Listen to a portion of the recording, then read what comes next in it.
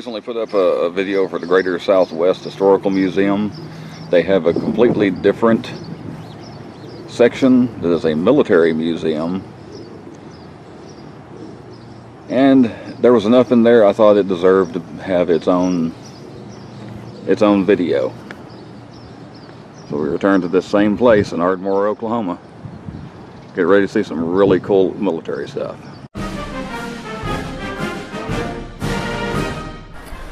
And I also want to point out this is not just American military either. There's stuff from all over the world in this museum. And if you're a little oversensitive and you're going to start screaming racism and all that, and you can't handle a picture of Robert E. Lee as part of a wall of Civil War pictures, then you might as well leave now, because it's going to get worse than that. Okay? This is history. And that's all it's supposed to mean. Of course, over on the other side we have representing from World War I, World War II, Korea, Vietnam, Persian Gulf. And then we see the typical setup for the Army out on the field. See some K rations here in a minute. Now everybody talks about Army food. Food in the military is not that bad. And even those K rations, you know, the field rations, I thought they were pretty good myself. You know, sorry, Your Majesty, but they're actually not that bad. So there's a breakfast unit. You even have a vegetarian, ready-to-eat vegetarian meal. Or some of the other things may have been sitting around camp, around the pup tent. There's a M16. You can see an AK-47 here in a second too. I've fired an M16 before. I've never fired an AK-47, but I thought that was neat to get a close-up look at some of that. And get a view here in a second that not many people have survived. I'm not talking about the grenade either. I wanted to pull that pin, but I wasn't sure. There you go. Looking at the wrong end of an M16 there.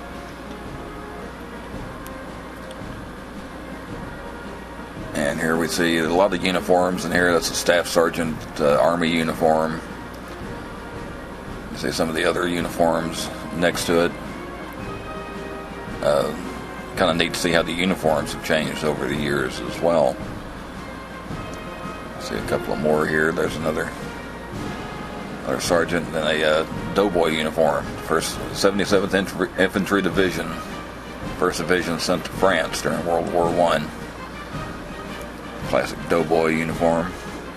And of course, switch right to modern day. Some t-shirts. Hard Luck Cafe in Kuwait City. Desert Shield. This was pretty cool. This was a uniform that was donated to them that's in Russian there. They had to send it off. It's a Soviet officer's uniform. They had to send that little booklet off to even see what it was. And it was for this pin I'm going to show here in a second. That was a pin that was given to all of the Soviet Union officers in 1988 to mark 70 years of the Soviet Union. And they got it in just in time because a little over a year later the Soviet Union didn't exist anymore. It had fallen. And there's a lot of patches. I didn't get very good shots of those because I just really couldn't get close enough, and really didn't even know where to start either. Various different patches on the wall.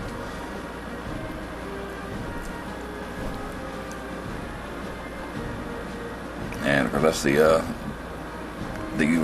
battle cross for the fallen soldiers. It actually started during the Civil War. They used that to mark bodies, to identify bodies, using a rifle and the helmet. So there's a Saturday Night Special. There's a what do I call it? Peppercorn box revolver from 1850. It's just various guns that have been used over the years. And we'll start to shift here in a second into there's a .32 caliber. Next to it, you'll see the Beretta that was used by Italy, common for Italy, and then the Japanese pistol. Right next to it, that was pretty neat. It was a Caterpillar club. That's a kind of an unofficial club for people that had jumped out of an airplane, you know, that was going down. And then this is the dog tag machine that's how they made dog tags prior to World War II, was using that machine. I thought that was kind of neat.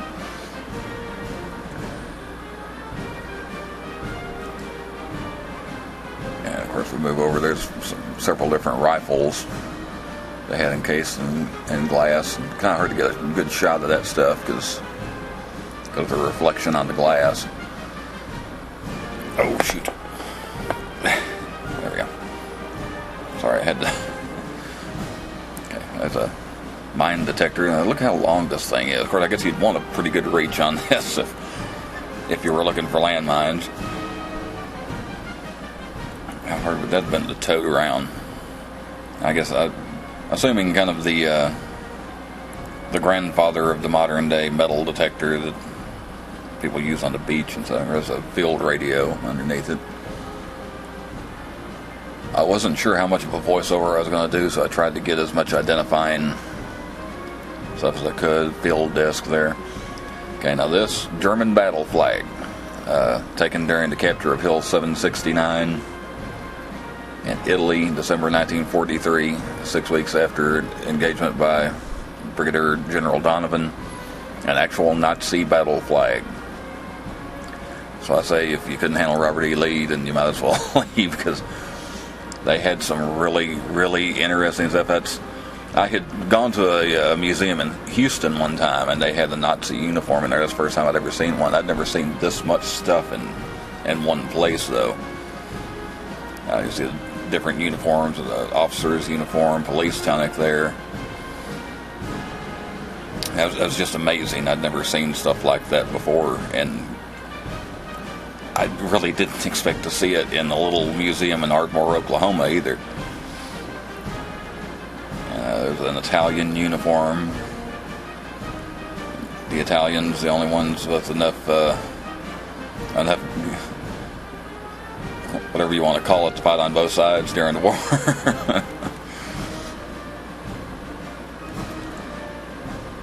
It's an engineer mountain troops uniform, what they call that. And then next to that, that's actually a more modern Italian Air Force uniform. Much like the United States Air Force uniforms of the time. It's a little darker than the U.S. uniforms were. And here we have some medals and badges. I don't know what most of these are, but you see they're from the Nazi regime of during World War II.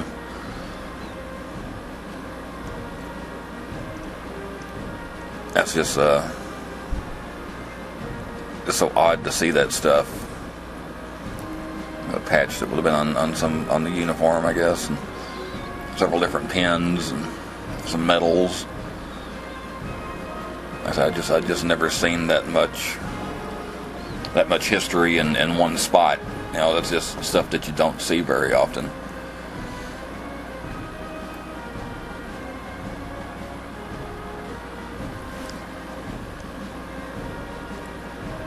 I don't know what most of these are, but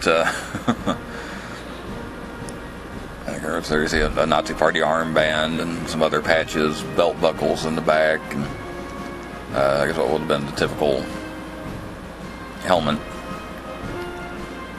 that the enlisted probably would have worn. See daggers and such as that. There's what was flown on a German officer's car at the time. I saw one of those there in Houston too, but it was a replica, and you can tell that one's real. The replica looked like something you might buy at Target or something, but there's an old typewriter there. And you see, they get a better look at another helmet here. There's a helmet, the classic helmet with the spike on top. I'm not exactly sure what that is. It's Japanese of some kind, but I'm not exactly sure what that flag was supposed to be. Or the platoon flag from World War II era Japanese. And then we have some more Third Reich, Nazi Germany stuff that you would have found the Nazis using during that era.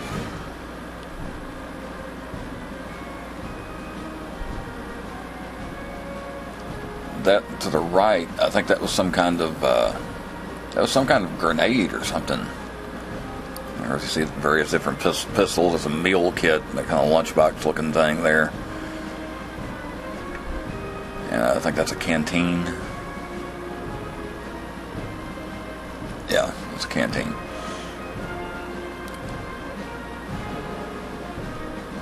Of course, different pistols they would have carried. There's okay, here we go. That's kind of going chronologically in reverse. World War I era German medals, dog tags there. You see another meal kit down there on the bottom for the Iron Cross.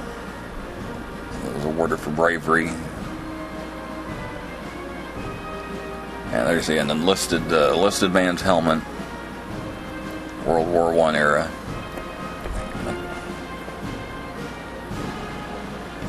And then on the bottom you get a better look at that at the officer's helmet. It's kind of a dress helmet that has the spike on top. Of course, next to it was it's a camouflage helmet, and then just your standard battle helmet. Copy of the Blitzkrieg on the side there as well, and then some American World War II era memorabilia and items. Pair of boots and your typical battles helmet, the rifle. It was really amazing to just see all this stuff in one spot. Of course, the flag there that flew over Anzio Cemetery, and then some copies of the Daily Ardmore. It's kind of a quick journey from the beginning of the war to the Normandy invasion, D-Day, kind of the beginning of the end of the war, victory in Europe, and then finally the end of all-out war when the Japanese surrendered.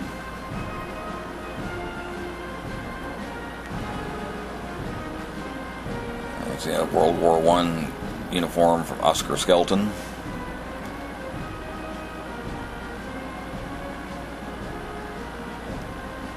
Get to see the full uniform there, how it might have looked on Private Skelton. And some more World War I era memorabilia, the Stars and Stripes newspaper over there, marking the end of the war. Sergeant York. They got that movie now. And for Spanish-American War, some of this may look, if you've ever seen Dances with Wolves, there you go. Some of the stuff you might have seen in that. Much like the cavalry of the 1800s. You see Kevin Costner's hat.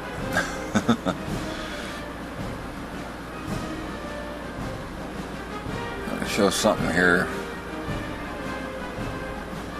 See the sword and everything. There's a flight uniform. That was the very early days of even the airplane, much less using the airplane during war. It's World War I era. That's what they wore then. And then the more modern day Korea and Vietnam. Just 50 or so years later. 40 and 50 years later. And of course the airplanes looked a little bit different as well.